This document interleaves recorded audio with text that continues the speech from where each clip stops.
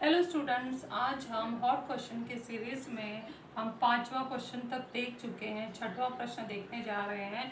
पांचों क्वेश्चन की वीडियो डाल चुकी हूँ मैं, उसे ध्यान से देखकर समझकर अच्छी तरह से फेयर नोटबुक में लिख लीजिए, क्योंकि ये बोर्ड के लिए बहुत ही महत्वपूर्ण प्रश्न है। तो अब हम छठवां हॉट क्वेश्चन देखते हैं। उसमें थोड़ा सा रचना से संबंधित ये प्रश्न दिया गया है, जो हमारे पार्ट 4 से और पार्ट 3 से मिलता जुलता हुआ है। तो चलो प्रश्न पहले अच्छे से पढ़ते हैं। बार बार बोला गया है कि प्रश्न का वाचन अच्छे से होना चाहिए। प्रश्न पढ़कर यदि समझ में आ गया तो उत्तर बहुत आसान हो जाता है निकालना। तो हम देखते हैं ये छठवां प्रश्न क्या है। 3.5 सेमी त्रिज्या लेकर ओ केंद्र वाला एक वृत्त खींचो। निम्नलिखित सोपानों की सहायता से वृत्त के बाएं भाग में बिंदु Q से खींची गई स्पर्श रेखा रेख OQ के साथ 30 अंश का कोण बनाती हो।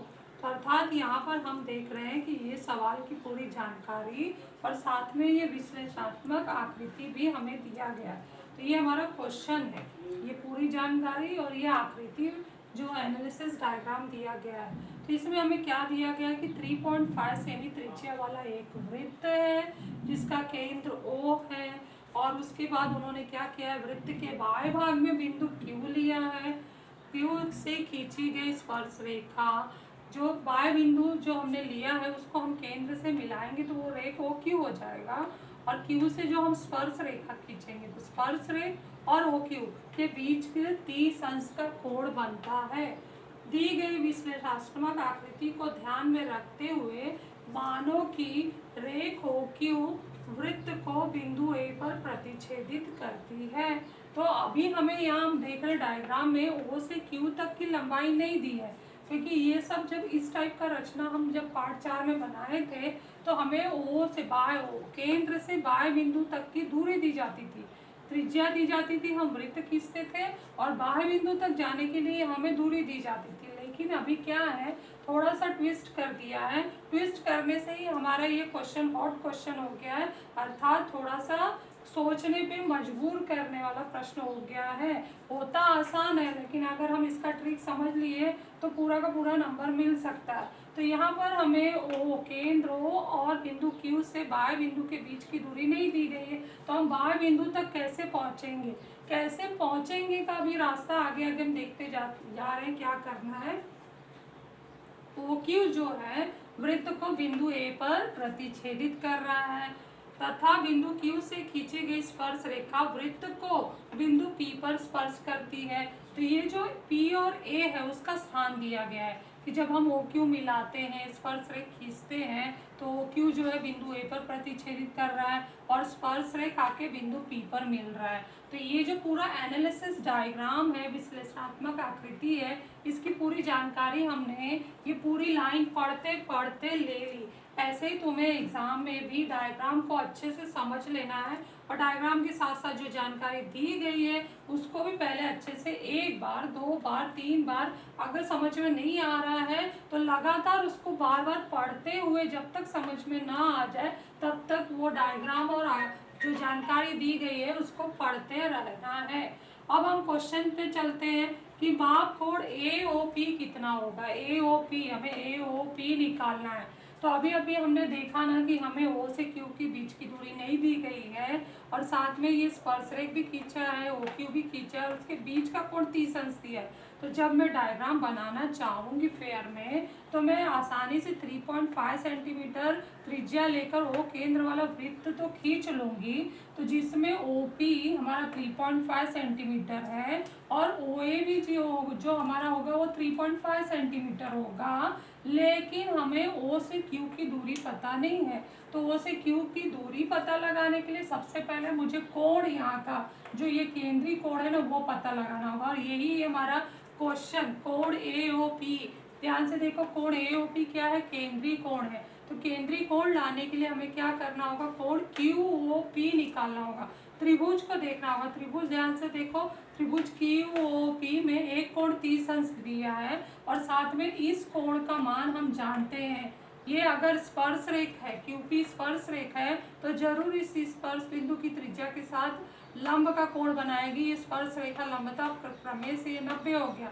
तो इस त्रिभुज में अगर ये 90 है, ये 30 है, तो हमारा केंद्रीय कोण कितने अंश का होगा? 60 अंश का होगा।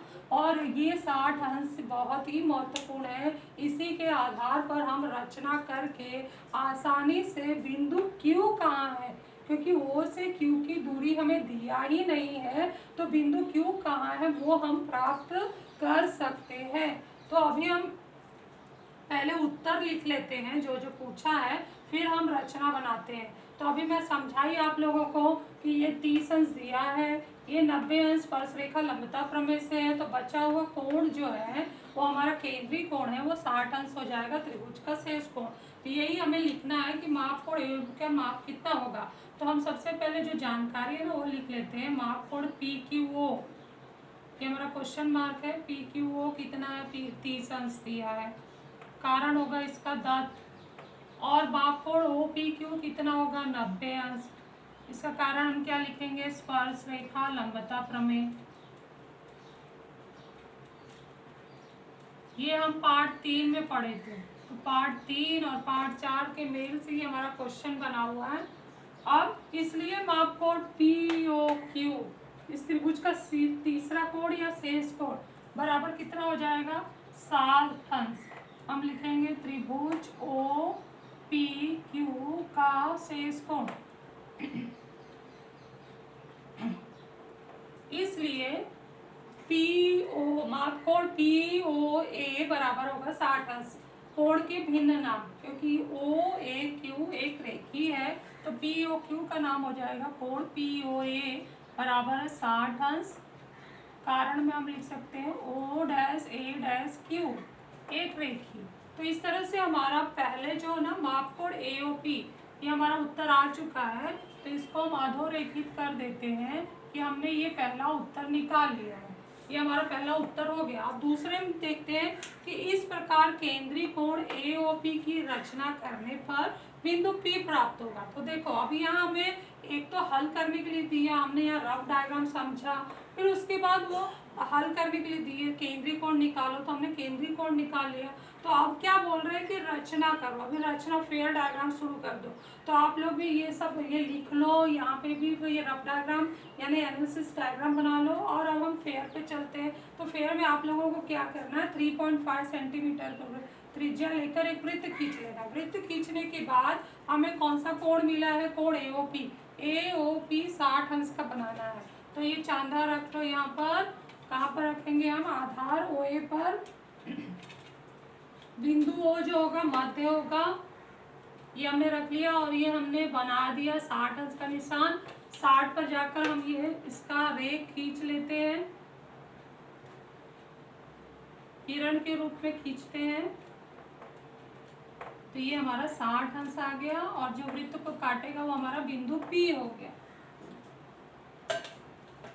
केंद्रीय कोण AOP की रचना कर दी हमने। करने पर बिंदु P प्राप्त होगा। बिंदु P से स्पर्श रेखा खींचो तथा बिंदु Q प्राप्त करो। तो इसका मतलब है हमें बिंदु P पर स्पर्श रेखा खींचना है। तो बिंदु P पर जब कोई बिंदु वृत्त पर स्थित हो तो स्पर्श रेखा कैसे खींचते हैं, ये भी रचना आप लोगों को पार्ट 4 में सिखाया गया था। इसका वीडियो भी बना है, आप लोग अच्छी तरह से देख सकते हो फिर से दोबारा। जब कोई बिंदु वृत्त पर स्थित हो तो उस पर अगर स्पर्श रेखा खींचना है तो उस बिंदु से और केंद्र से जाती हुई किरण खींचो। केंद्र का उपयोग करते हुए हम ये खींच रहे हैं और उस पर रखकर उसके आगे पीछे चाप लगाना है। एक चाप यहाँ लगा दिया और एक चाप इस तरफ से लगा दिया। इसके बाद कुछ दूरी लेकर गोला प्रकार पे सेट करके रखने का जगह हमारे यहाँ तय हो गया है। तो एक चाप पे रखो, ऊपर एक चाप बनाओ, फिर दूसरे पर रखो और इसको प्रतिच्छेदित करो। तो इस तरह से हमारा ये चाप बन चुका है। हमें क्या करना है? अभी स्केल लेकर रेख मिलाना है या स्पर्श रेख खींचना है जो बिंदु P से जाएगा और ये चाप के प्रतिच्छेदन बिंदु से जाएगा। इस तरह से हमको आगे की ओर इसको खींच के बनाना है। ये हमने खींच दिया। इसके बाद हम क्या करेंगे, OA को आगे बढ़ाएंगे ताकि बिंदु Q, जब वो स्पर्श रेखा से OA जो है हमारा OQ तक जा रहा है, जब आगे बढ़ाएंगे तो ये दोनों जब एक दूसरे को प्रतिच्छेदित कर रहे हैं यहाँ पर, तो उसको हमने Q नाम दे दिया। अब अगर हमारा ये सही डायग्राम होगा तो जरूर यहाँ जो जैसा डायग्राम दिया है सवाल में वैसा यहाँ 30 अंश प्राप्त होगा। तो हम चेक करते हैं ये 30 अंश है। अगर 30 अंश है तो हमारी ये दूरी सही है, O से Q केंद्र की जो दूरी दी गई है वो 30 सही है। तो ध्यान से देखो बच्चों, ये हमारा जो डायग्राम है परफेक्ट यहाँ 30, ये जो किरण है ना 30 पर आकर मिल रहा है। हम देखें ये डायग्राम तो 30 अंश पर है, तो इसका मतलब हमारा ये जो एंगल आया है 30 अंश सही आ चुका है। ये हमने खुद से लिया नहीं है, अपने आप आया है। तो ये 60 है, ये 30 है और ये 90 है, सब परफेक्ट जैसा ये दिया गया वैसा आ चुका है। तो इसका मतलब है कि हमारा PQ जो है स्पर्श रेखा है और O से Q की बाह्यतम दूरी कितनी होगी ये हमारे डायग्राम में आ चुका है। स्केल से मेजर करके हम निकाल सकते हैं। तो यहाँ पर हमने खींचा, जैसा इन्होंने रचना बोला था इस प्रकार केंद्रीय कोण AOP की रचना करो, बिंदु P प्राप्त होगा, बिंदु P से स्पर्श रेखा खींचो तथा बिंदु Q प्राप्त होगा। जैसे स्पर्श रेखा खींचे ये जाके O जो बिंदु है वो आगे O से हम OA को बढ़ाए और स्पर्श रेखा है तो दोनों एक दूसरे को काट रहे हैं और बिंदु Q नाम दिया। तो इस तरह से हमारा दूसरा भी पूरा हो गया। अब हम C देखते हैं, C में क्या दिया गया है। C में बोला जा रहा है कि रेख OQ की लंबाई कितनी है। OQ कितना है हमारा, रेख OQ की लंबाई मापो तथा रेख OP से संबंध बताओ। रेख OP क्या है, वृत्त की त्रिज्या है, तो OP हमारी 3.5 सेंटीमीटर है। तो यहाँ हम लिख सकते हैं लेंथ OP 3.5 सेंटीमीटर, वृत्त की त्रिज्या। लेंथ OQ कितना होगा, तो लेंथ OQ अगर आप स्केल लेकर नापते हैं तो ये परफेक्ट हमारा 7 सेंटीमीटर आता है। स्केल लेकर नापना इसको, तो लेंथ OQ हमारा कितना आएगा, ये 7 सेंटीमीटर।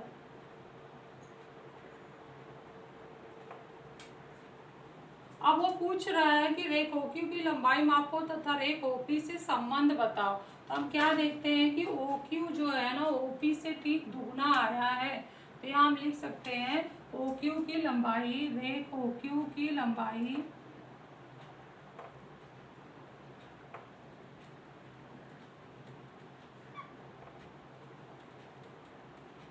रेख OP के लंबाई का